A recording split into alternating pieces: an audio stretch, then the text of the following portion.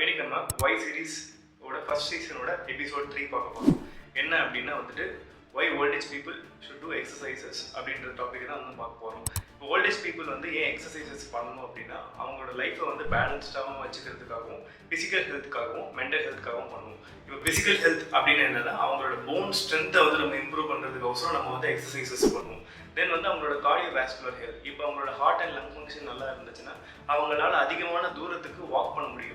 And then அவங்களோட muscle strength வந்து எப்படி வந்து இம்ப்ரூவ் ஆகும்னா ஓல்டேஜ் பீப்புள் வந்து எக்ஸசைசஸ் கூட வெயிட் ட்ரைனிங் பண்ணணும். வெயிட் ட்ரைனிங் பண்ணும்போது என்ன ஆகும் அப்படின்னா மசில்ஸோட பவர் ஜாஸ்தியாகி மசில்ஸோட ஸ்ட்ரென்த்துமே வந்து நல்லா இம்ப்ரூவைஸ் ஆகும்.